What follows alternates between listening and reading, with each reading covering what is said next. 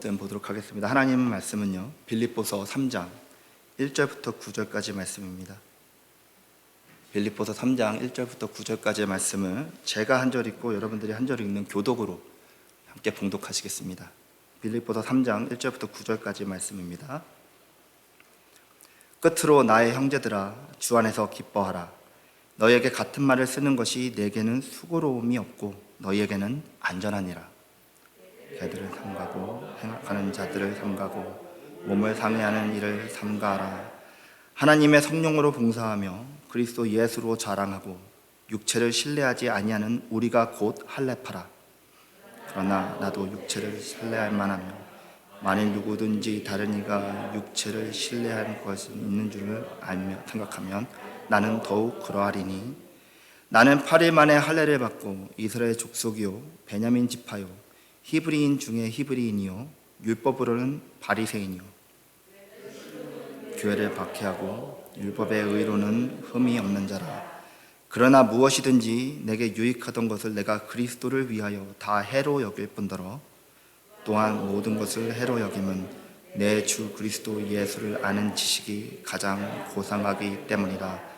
내가 그를 위하여 모든 것을 잃어버리고 배설물로 여김은 그리스도를 얻고. 다 같이 읽겠습니다. 그 안에서 발견되려 함이니 내가 가진 의는 율법에서 난 것이 아니요 오직 그리스도를 믿음으로 말미암은 것이니 곧 믿음으로 하나님께로부터 난 의라. 아멘. 아멘. 예, 우리 옆에 분들 보시고요, 인사 나누시겠습니다. 사랑합니다. 축복합니다.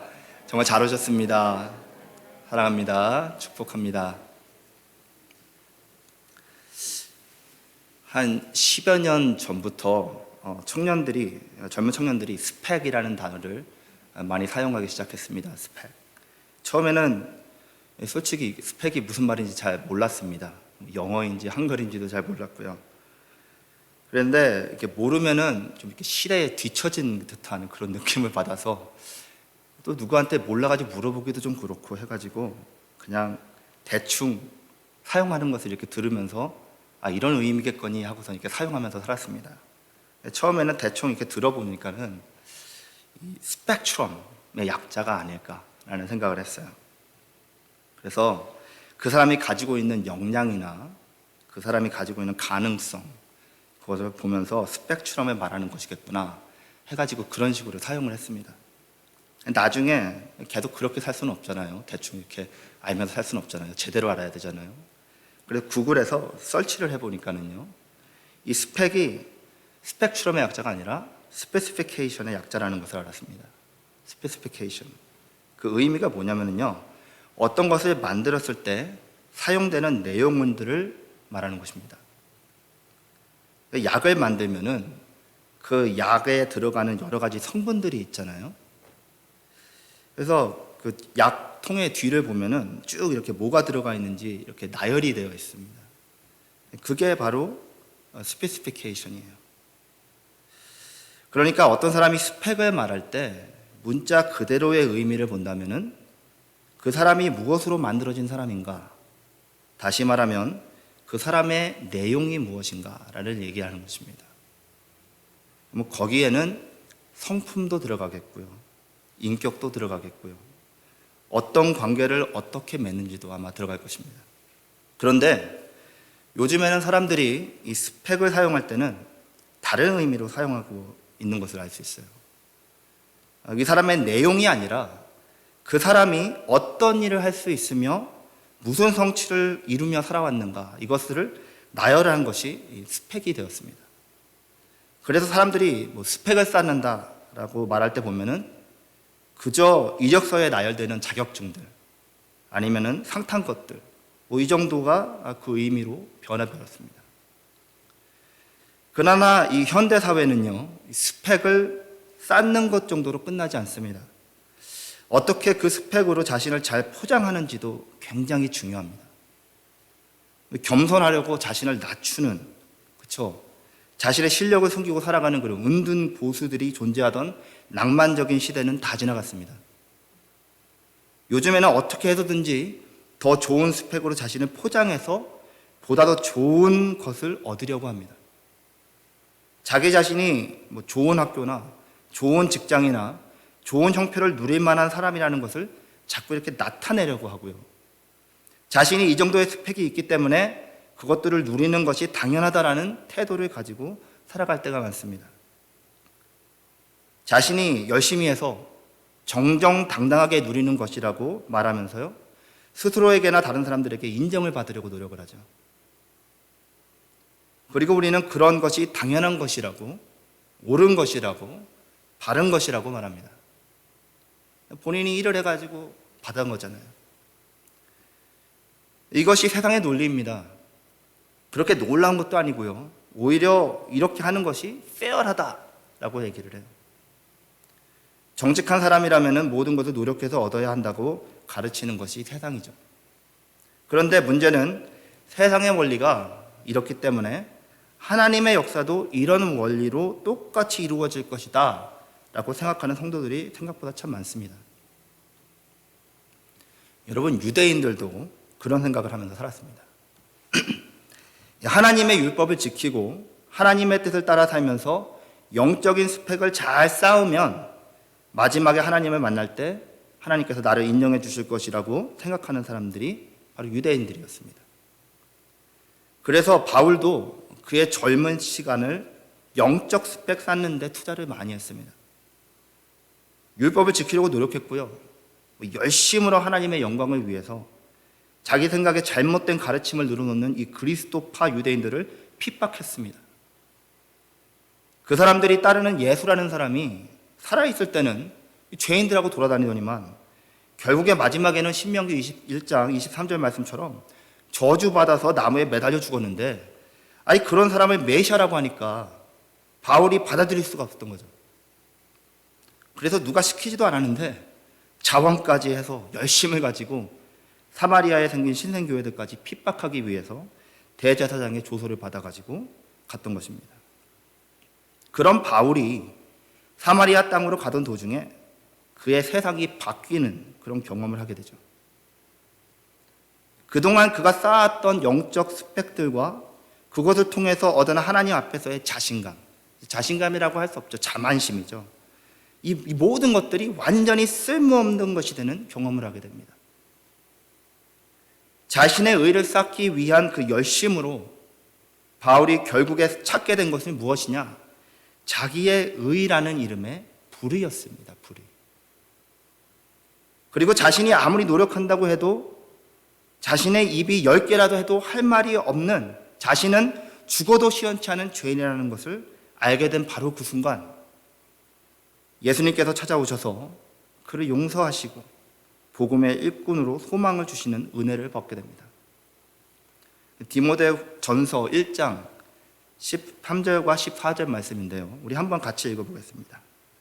내가 전에는 비방자요 박해자요 폭행자였으나 도리어 긍휼을 얻은 것은 내가 믿지 아니할 때에 알지 못하고 행하였음이라. 우리 주의 은혜가 그리스도 예수 안에 있는 믿음과 사랑과 함께 넘치도록 풍성하였도다. 아멘. 바울이 예수님을 다메섹 도상에서 만난 그날부터 이 바울의 생각 구조는 완전히 변화되었습니다. 특히 하나님 앞에서 의롭게 되는 것에 대한 그의 생각이 완전히 변화됩니다. 이사야서 64장 6절 말씀이 있습니다. 제가 예수님을 믿고 거듭난 뒤에 이 말씀이 처음으로 저에 딱 다가왔을 때 제 마음을 많이 흔들어 놓은 그런 말씀인데요, 제가 여러분들을 위해서 읽어드리겠습니다. 무릇 우리는 다 부정한 자 같아서 우리의 의는 다 더러운 옷 같으며 우리는 다 잎사귀같이 시듬으로 우리의 죄악이 바람같이 우리를 몰아가나이다. 아멘. 우리의 의, 그러니까 우리가 쌓아놓으려고 하는 그 영적 스펙들은 결국 다 하나님 앞에서 아무것도 아니라는 것입니다. 아무것도 아니에요. 우리 스스로가 하나님 없이 나는 괜찮은 사람이야 라고 하나님과 사람 앞에서 노력하는 그 모든 것들, 그것이 무엇이든지 상관없이 헌금, 주일 성수, 봉사, 선교, 전도, 착하게 사는 것, 신앙 훈련, 성경 공부 전부 다 실수나 오해 정도가 아니라 하나님 앞에서는 그것 자체가 극악무도한 죄라는 것입니다. 그리고 이 죄는 하나님의 선물로 우리에게 찾아오는 그 구원의 참된 기쁨을 막아버리고요. 평생을 교회 다니면서도 죄책감과 좌절 가운데 은혜 없이 죽어가게 만듭니다. 결국 하나님 앞에서 우리의 가장 큰 죄는 교만이에요, 교만. 이 교만이 어떤 교만이냐면은 자기 의의를 쌓는 영적 교만입니다. 오늘 본문 1절에서 바울은요, 기쁨을 말합니다, 기쁨. 그런데 이 빌립보서를 쓰고 있는 바울의 상태나 조건은 좋은 것이 아니었죠. 일단 자유의 몸이 아니었습니다. 사람들의 감시를 받고 있는 상태였습니다. 그리고 빌립보서 1장 말씀을 보시면은요, 다른 이들에게서 질투를 받는 상황이 있었어요. 바울이 갇히니까는, 자유롭게 복음을 못 전하고 다니니까는 이때다, 그렇죠? 너 야올라 봐라. 그러고서는 더 열심히 복음을 전하던 사람들이 있었다 그러잖아요. 그러니까 질투를 하니까는 이 사람이 바울의 마음에 염장을 지르는 그런 소문이 자꾸 들려와요. 또 그런 상황에서 바울은 당시에 핍박을 받고 있던 빌립보 교회를 향해서 기뻐하라 라고 권면합니다. 기뻐하라. 두려움 가운데 있던 바울이 핍박 가운데 있던 빌립보 교회를 향해서 기뻐해야 할 이유를 생각나게 해주는데요. 그 이유가 무엇이냐? 바로 주 안에서 기뻐하라입니다. 주 안에서. 우리가 아무리 힘들고 어려운 상황 가운데 있다 해도 기뻐할 수 있는 이유가 있다라는 거죠. 그것이 있는데 그것이 바로 우리가 주님 안에 있기 때문이다라는 것입니다. 어떤 상황과 조건 속에서도 참된 기쁨이 넘치게 하는 동기를 찾을 수 있는 사람들이 바로 그리스도인이고 그 사람들이 바로 성도인 것이에요.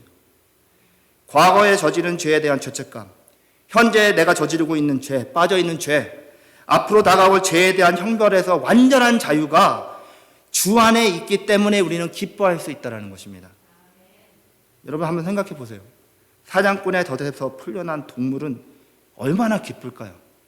그 마음이 얼마나 기쁠까요? 그 마음이 있다면 동물이. 만약에 그 기쁨을 동물이 표현할 수가 있다면, 표현할 능력이 있다면 얼마나 기뻐할까요? 죄와 사망에서 영원한 생명으로 우리를 해방해 주시는 하나님의 은혜를 경험한 사람들은요, 이 기쁨을 매일같이 경험하는 사람들입니다. 하나님의 은혜로 우리 주 예수님 안에서 의롭게 변화되는 것을 신학적 용어로 칭의라고 하는데요. 우리가 의롭게 된 이유가 우리의 스펙을 쌓게 된 결과나 피나는 노력을 통해서 주어지는 것이 아니라 우리는 아무런 공로 없지만 하나님 주님 안에서 우리를 의롭다고 부르셨던 것입니다. 그렇지만은 아무 이유 없이 그냥 의롭다라고 하신 것은 아닙니다. 그러면 반칙이죠.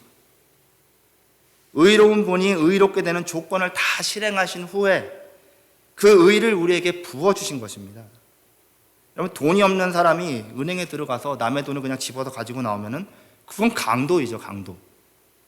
그런데 누군가 은행에 같이 가서 자기 돈을 꺼내서 나에게 준다면은 그것은 정정당당하게 내 돈을 가지고 나오는 거 아닙니까? 예수님께서 성도들에게 이렇게 해주셨다는 거예요. 예수님께서 죄 없으신 분으로 태어나셔서 의로운 삶을 사셨습니다. 그리고 죽기까지 복종하셔서 십자가에 죽으시고 다시 사셨습니다. 그래서 우리가 하나님의 은혜로 예수님을 믿고 구주로 영접할 때 그분의 의가 우리의 의가 되어서 우리를 의롭다라고 불러주시는 것입니다.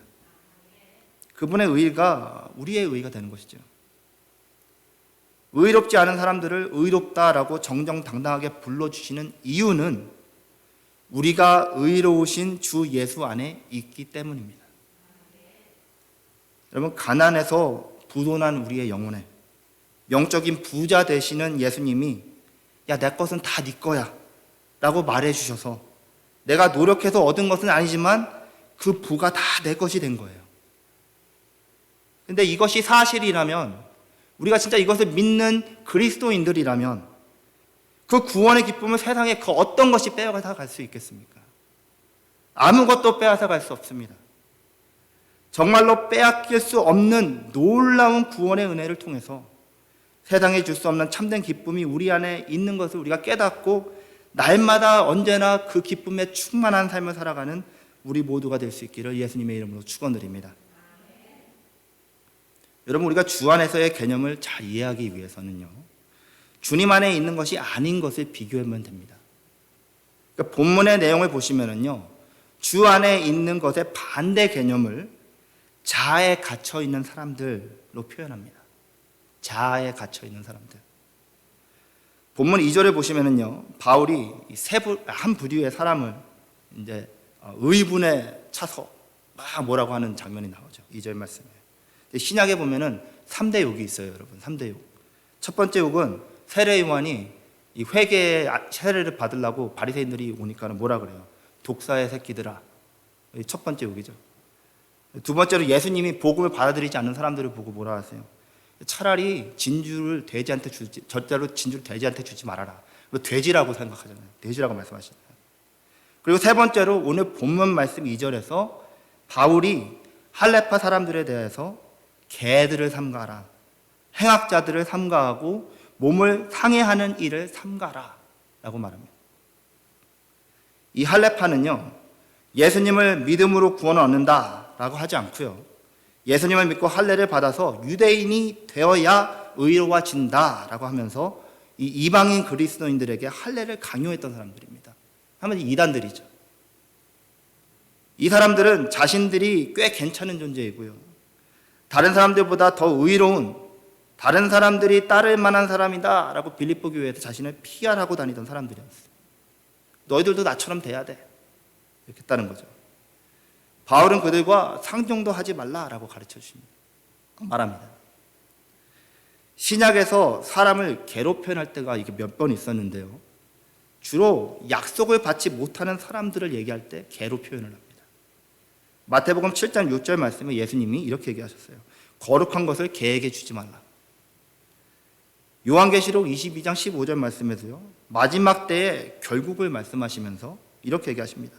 개들과 점술가들과 음행하는 자들과 살인자들과 우상숭배하는 자들과 거짓말을 좋아하며 지어내는 자는 다 성 밖에 있으리라 라고 기록하죠. 여기서도 개들, 그러니까 자기의 의, 자기 스펙을 믿는 사람들은 결국에 새 예루살렘에 적합하지 못하다라고 말씀하고 있습니다. 그러니까 자신의 의를 추구하는 사람들은 결국에 하나님께서 주신 주 안에서야 누릴 수 있는 그 수많은 거룩한 약속들, 그 중에 특히 예수님의 십자가를 통한 의로움을 허락받지 못한다라고 말씀하고 있는 것입니다.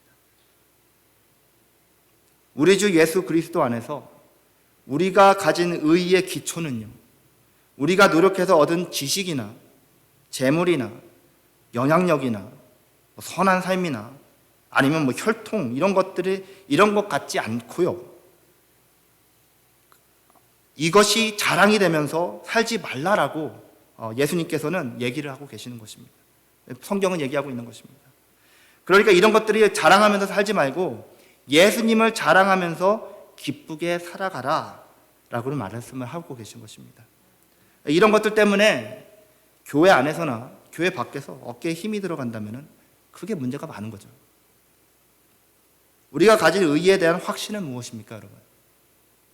여러분들이 가지고 있는 의의에 대한 확신은 무엇입니까? 바울도 다른 그 누구에게 뒤처지지 않을 정도로 수준급의 스펙을 가지고 있던 사람입니다.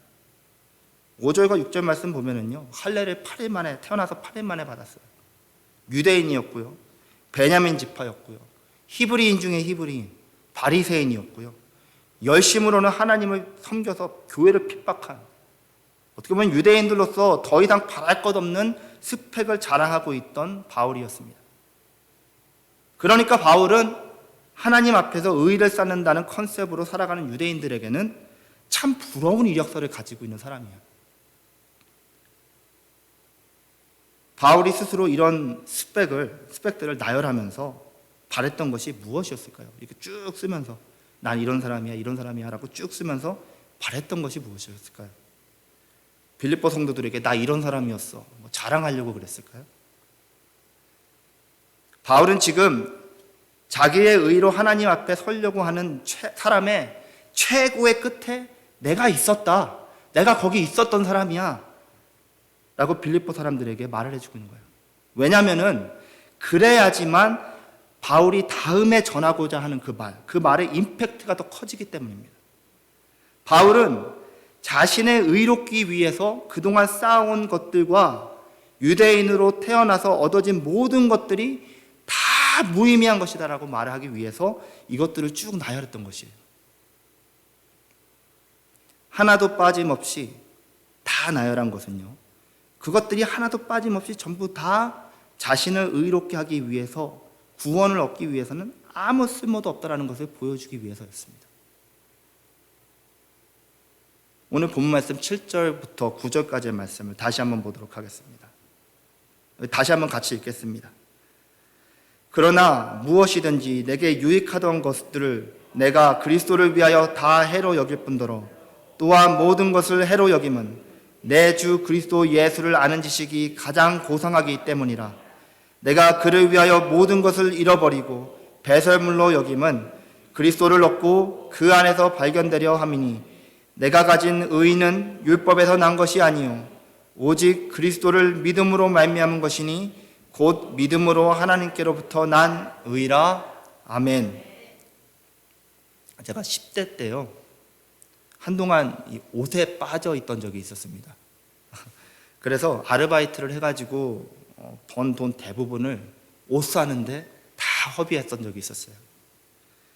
그런데 그때 산 옷들이 당시에는 좋아 보여서 샀는데요, 요즘에 그 옷들을 입으려고 한다면, 만약에 그 옷들이 아직도 있어서 요즘에 그 옷들을 입으려 한다면 아마 창피해서 못 입을 옷들입니다. 많은 사람들이 자신의 의의를 꽤 괜찮은 옷이다라고 생각을 해서 옷장에 가득 걸어놓지만 결국에 옷들이 유행이 지나가면은 입지도 못하고 자리만 차지하는 것처럼 자기의 의의도 각 사람에게 영적인 짐이 되어버립니다. 바울은 거기서 더 나가서요, 뭐라 그러냐면은 힘쓰고 애를 써서 의롭게 되려고 하는 이것저것 다 해봤는데 나중에 예수님을 내가 진짜로 만나고 보니까 그것이 다 배설물이었다는 거예요. 배설물. 입지 못할 유행 지나간 옷 정도가 아니라 태워버려야 될 누더기라는 것입니다. 지금 빌립보 교회 성도들이 할례 받아야 의로워져서 구원을 얻는다라고 가르치는 이 할례파에 속아서 할례를 받아버린다면 예수님을 통해서 입게 된 거룩한 새 옷 위에다가 오물을 부어버리는 것과 똑같은 것이다 라고 바울은 경고하고 있는 것입니다. 아직까지도 우리의 떳떳함이나 의의를 나타내기 위해서 열정적으로 노력하는 삶의 부분이 있을 수도 있습니다. 내 타이틀이 교회에서 누구 정도 되니까 어느 정도는 해야지, 이렇게 해서 하는 부분들 참 많죠.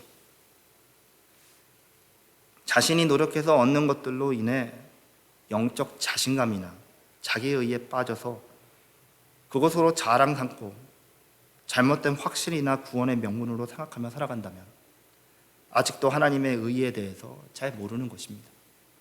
하나님의 은혜에 대해서 잘 모르는 것입니다. 우리들은 어떤 옷을 입고 살고 있습니까? 누더기를 입고서 서로 비교해 가면서 네 누더기가 내 누더기보다 더 낫다, 내 누더기가 네 누더기보다 좀 낫네, 이렇게 하면서 살아가고 있지는 않습니까? 우리의 삶의 옷장에도 혹시 버려야 하지만 아깝다고 생각해서 버리지 못하고 계속 쌓아두고 있는 누더기들이 있지는 않은지 좀 삶을 돌아볼 수 있기를 바랍니다. 다시 한번 9절 말씀에서 보면은요, 내가 가진 의의는 율법에서 난 것이 아니요 오직 그리스도를 믿음으로 말미암은 것이니 곧 믿음으로 하나님께로부터 난 의라 라고 선포합니다. 예수님께서 우리에게 값비싼 의의 옷을, 값을 다 지불하시고 우리에게 거저 주셨습니다. 우리는 아무것도 더할 필요도 없고요, 더할 수도 없습니다. 다시 누더기를 걸치려는 노력은 이제 그만하고 주 안에서 구원의 기쁨을 넘치도록 누리며 살아가는 우리 모두가 될 수 있기를 예수님의 이름으로 축원드립니다. 말씀을 정리하겠습니다. 예수님의 공로가 우리의 의의를 책임지는 것이고요, 하나님 안에서 바른 관계를 유지하는 유일한 길이라면 우리가 의롭게 되기 위해서 하는 모든 것들은 결국에는 하나님의 영광이 아니라 우리 자신을 위한 것이 되는 것입니다. 아무리 영적인 것들이라고 해도 그것이 철야 기도를 1000일 동안 하고 새벽 기도를 100일 동안 하고 아무리 그런 것들이라고 해도 예배를 한 번도 안 빠지고 찬양을 막 침튀겨가면서 한다고 해도 그렇죠? 큐티를 해도 그 어떤 것들도 우리 스스로가 의롭게 되기를 바라는 노력에서 나오는 것이라면 죄인 것을 잊지 않으시길 바랍니다. 종교적인 열심도 윤리나 도덕적 성취도 그것으로 의를 누리려는 노력은 전부 다 죄입니다. 이런 것들은 자신을 위한 것이지 하나님의 영광이 되는 것이 아닙니다. 우리가 더 이상 모든 선한 것들을 자신 안에서 찾지 않고 주님 안에서 찾으시는, 그래서 하나님께만 감사와 영광을 돌리고 우리 가운데 참된 기쁨이 넘쳐나는 귀한 삶을 살아갈 수 있기를 예수님의 이름으로 축원드립니다. 함께 기도하시겠습니다.